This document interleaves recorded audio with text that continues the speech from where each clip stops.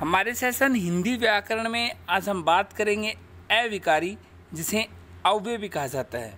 हम आपको बताएंगे किसे कहा जाता है अविकारी, कितने हैं इसके भेद, और साथ ही हम आपको उदाहरण से समझाने की कोशिश करेंगे अविकारी, और बताएंगे एग्जाम में कैसे क्वेश्चन पूछता है।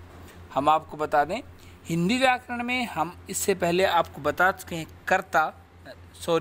हिंदी व्याकरण में इससे पहले हम आपको बता चुके हैं कारक और संज्ञा, जो कि आप हमारी वीडियो लिस्ट में जाके देख सकते हो। आज बताएंगे हम अविकारी की।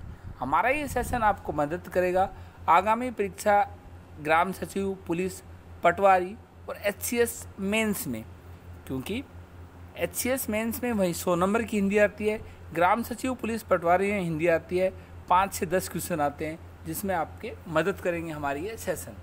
हम आपको बता दें, अविकारी शब्द वे होते हैं जिनमें कोई विकार नहीं होता।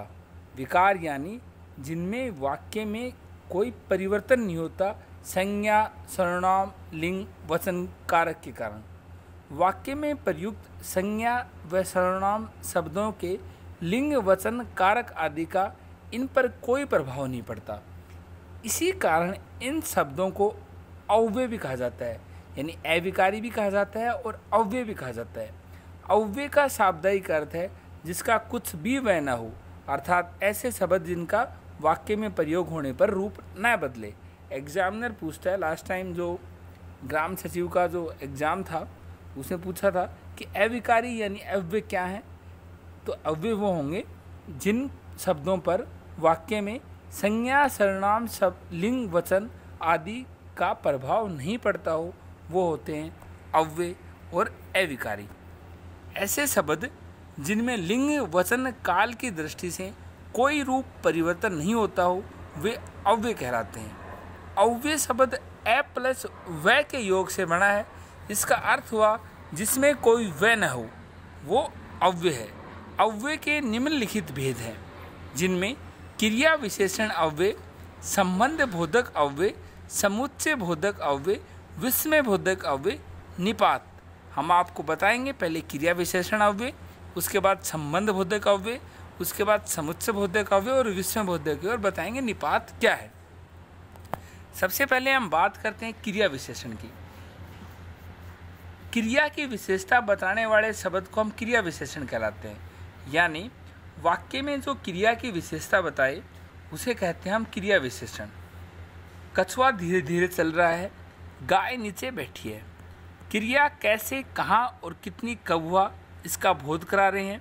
वे सभी शब्द क्रिया की विशेषता बता रहे हैं, अतः ये क्रिया विशेषण है। यानी जो क्रिया की विशेषता बताई वो क्रिया विशेषण है, और जो विशेषता बताता है वो होता है अव्यय, जो कि वाक्य में संज्ञा, सर्वनाम और कारक का जिस पे प्रभाव न पड़े। क्रिया विशेषण क्रिया की विशेषता बताने वाले शब्द क्रिया विशेषण कहलाते हैं। कछुआ धीरे धीरे चल रहा है, गाय नीचे बैठी है। रेखांकित शब्द क्रिया कैसे, कहाँ, कितनी, कब हुआ, इसका बोध करा रहे हैं।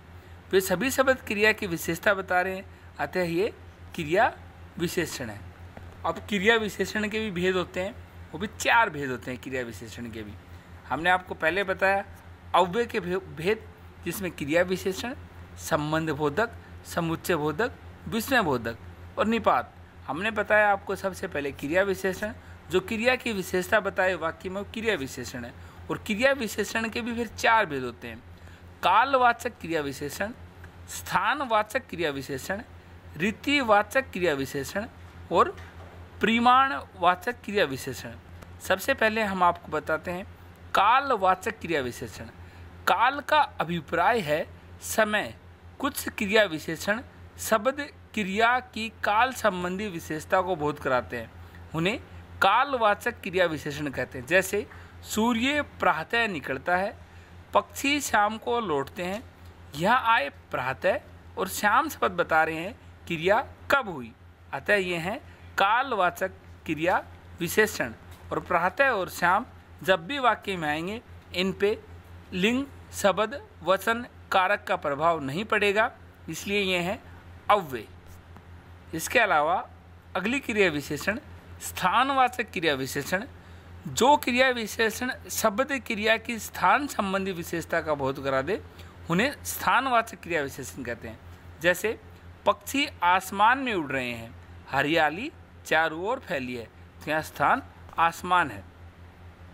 यहाँ आए आसमान और चारों ओर शब्द बताते हैं क्रिया कहाँ हो रही है, ये क्रिया होने के स्थान का बोध करा रहे हैं, इन्हें हम स्थानवाचक क्रिया विशेषण शब्द कहते हैं। जैसे निकट, पास, भीतर, बाहर, ऊपर, नीचे, इधर, उधर, दाएं, बाएं, आगे, दाहिने आदि शब्द भी स्थानवाचक क्रिया विशेषण शब्दों के उदाहरण है, यानी ये है स्थानवाचक क्रिया विशेषण। इससे पहले हमने आपको बताया कालवाचक क्रिया विशेषण, जो कि काल के बारे में बताएं, उसके अलावा जो स्थान के बारे में बताएं क्रिया के साथ, उस स्थानवाचक क्रिया विशेषण। अब हम बताते हैं रीतिवाचक क्रिया विशेषण। जो क्रिया विशेषण शब्द क्रिया की रीति संबंधी विशेषता का बोध कराते हैं उन्हें कहते हैं हम रीतिवाचक क्रिया विशेषण। जैसे हिरन तेज दौड़ता है, कछुआ धीरे धीरे चलता है, यानी वो कैसे चल रहा है, कैसे कर रहा है, तो वो उसे कहते हैं रीतिवाचक क्रिया विशेषण। जैसे इसमें हिरन तेज दौड़ रहा है तो तेज एक क्रिया विशेषण हो गया, और कैसा क्रिया विशेषण हो गया, रीतिवाचक क्रिया विशेषण। इसके अलावा यहाँ आए तेज और धीरे धीरे शब्द ये बता रहे हैं क्रिया किस प्रकार से संपन्न हुई है, अतः ये रीतिवाचक क्रिया विशेषण है। धीरे धीरे ये कछुआ धीरे धीरे चल रहा है और हिरण तेज दौड़ रहा है। इसके अलावा अगला क्रिया विशेषण और अंतिम क्रिया विशेषण संबंध बोधक। जिन अव्ययों को संज्ञा है सर्वनाम हम आपको बता दें, हमने आपको बताया रीतिवाचक क्रिया विशेषण और परिमाणवाचक क्रिया विशेषण वो होता है जो कि क्रिया के साथ आके परिमाण बताए। और अब हम बता रहे हैं संबंध बोधक, जो कि अगला अव्यय है, जो कि अगला अव्यय है क्रिया विशेषण के बाद संबंध बोधक अव्यय। अब हम बताते हैं आपको संबंध बोधक अव्यय। हम आपको बता दें संबंध बोधक अव्यय जिन अव्ययों द्वारा संज्ञा या सर्वनाम का वाक्य के दूसरे शब्दों के साथ संबंध जाना जाए वो है संबंध बोधक अव्यय। संबंध बोधक शब्दों को दिशा, काल, स्थान, उद्देश्य, कारण, तुलना, विषय आदि के आधार पर भेदों में बांटा जाता है।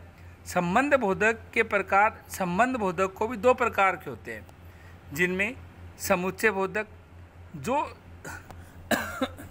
शब्द या दो शब्दों के पदबंध या वाक्य को परस्पर जोड़ते हैं उन्हें हम समुच्चय बोधक अव्यय कहते हैं। जैसे अजय ने माता पिता साथ गुरुओं को प्रणाम किया, सचिन व सौरव में गहरी मित्रता है।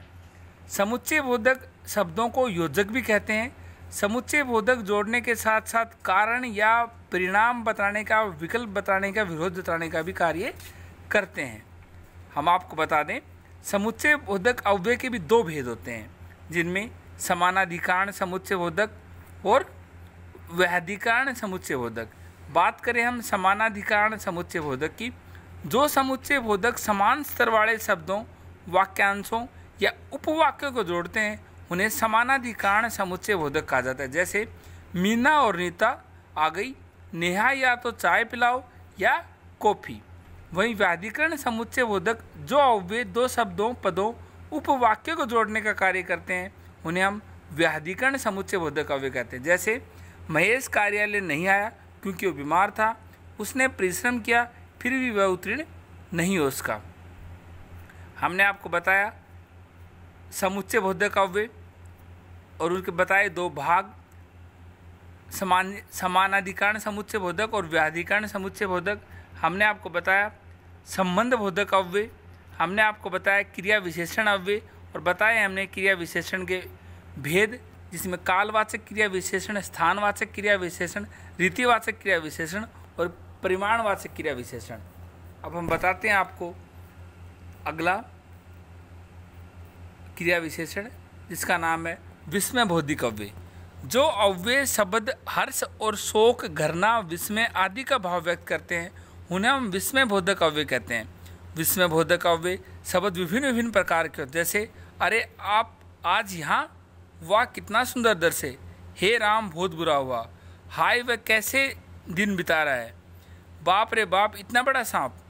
विस्मय बोधक शब्द जो हमें आश्चर्यचकित करें और वो बताने के लिए हम विस्मयबोधक अव्यय यूज करते हैं, जैसे हर्ष, शोक, घृणा आदि बताने के लिए। अब बात करते हैं निपात। हिंदी में कुछ ऐसे अव्यय होते हैं जो किसी पद के बाद जुड़कर उसके अर्थ में विशेष बल प्रदान करते हैं, उन्हें आप निपात कहते हैं। एग्जामिनर आपसे पूछ सकता है निपात किसे कहते हैं? वो अव्यय जो पद के बाद जुड़कर उसके अर्थ में विशेष बल प्रदान करे, हम उसे निपात कहते हैं। जैसे हो, भी, तो, तक, भाव आदि। जैसे भी, तुम भी कुछ करो, वह नृत्य भी करती है। हाँ, घर ही जा रहा हूँ, वहाँ क्रिकेट खेली जाएगी। इस तरह से ये है निपात। निपात एग्जामिनर आपसे पूछे निपात किसे कहते हैं? आपका आंसर होगा किसी पद के बाद जुड़कर उसके अर्थ में विशेष बल प्रदान करना, उसे हम निपात कहते हैं। हमने आपको बताया निपात, विस्मयबोधक अव्यय, हमने आपको बताया समुच्चय बोधक अव्यय, हमने आपको बताया संबंध बोधक अव्यय, हमने आपको बताया क्रिया विशेषण बताए, क्रिया विशेषण के 4 भेद, कालवाचक क्रिया विशेषण, स्थानवाचक क्रिया विशेषण, रीतिवाचक क्रिया विशेषण और परिमाणवाचक क्रिया विशेषण। अब हम बताते हैं आपको कुछ, करवाते हैं कुछ क्वेश्चन प्रैक्टिस जो कि आपको मदद करेगी समझने में। पहला, क्रिया विशेषण किसकी विशेषता बताता है? संज्ञा, सर्वनाम, क्रिया, काल। क्रिया विशेषण क्रिया की विशेषता बताता है। क्रिया विशेषण के कितने भेद होते हैं? क्रिया विशेषण के 4 भेद होते हैं। संज्ञा व सर्वनाम को शेष वाक्य के साथ संबंध जोड़ने वाला शब्द क्या कहता है? संबंध बोधक। समुच्चय बोधक शब्द का अभिप्राय क्या है? 2 शब्दों या वाक्यों को पृथक करना, 2 शब्दों या वाक्यों को जोड़ना, 2 शब्दों या वाक्यों में समानता बताना। इसमें से कोई नहीं। इसका सही आंसर होगा समुच्चय बोधक अव्यय वो होते हैं जो 2 शब्दों और या वाक्यों को जोड़ते हैं। वहीं समुच्चय बोधक के उदाहरण के पास से दूर और क्योंकि, में पर, सुबह रात। इसका सही ऑप्शन होगा ऑप्शन फर्स्ट, के पास से दूर। वाक्य में आए सही निपात शब्द हैं, यानी निपात इसमें से कौन सा निपात है? मैं, ही, तुम, चलो, इसमें निपात है ऑप्शन 2 ही। हमने आपको बताया आज अव्यय के बारे में। हम जल्द एक प्रैक्टिस सेशन लेके आएंगे जिसमें आपको और भी समझने में मदद करेगी। हम फिर से एक बार आपको रिवाइज करा दें। अव्यय वो शब्द होते हैं जिनका वाक्य में क्रिया, विशेषण, संज्ञा, कारक आदि से कोई प्रभाव नहीं पड़े। अव्यय के 4 भेद होते हैं: क्रिया विशेषण, संबंध बोधक अव्यय, समुच्चय बोधक अव्यय और विस्मय बोधक अव्यय और निपात। क्रिया विशेषण के 4 भेद होते हैं: कालवाचक क्रिया विशेषण, स्थानवाचक क्रिया विशेषण, रीतिवाचक क्रिया विशेषण और परिमाणवाचक क्रिया विशेषण। क्रिया विशेषण वो होते हैं जो क्रिया की विशेषता बताएं। उसके बाद हमने आपको बताया संबंध बोधक अव्यय, जिन अव्यय द्वारा संज्ञा या सर्वनाम का वाक्य से दूसरे शब्दों के साथ संबंध जाना जाए वो संबंध बोधक अव्यय। हमने आपको बताया समुच्चय बोधक अव्यय, समुच्चय बोधक अव्यय जो शब्द या 2 शब्दों, पदबंधों या वाक्यों को परस्पर जोड़ता हो वो समुच्चय बोधक अव्यय। हमने आपको बताया विस्मय बोधक अव्यय। हमने आपको बताया निपात, कि निपात कुछ ऐसे शब्द हैं जो कि किसी पद के बाद जुड़कर उसके अर्थ में विशेष बल प्रदान करते हैं, उन्हें कहते हैं निपात। हमारे आज के सेशन में इतना ही। जल्द मिलते हैं नए सेशन के साथ, हिंदी व्याकरण के साथ। Thank you.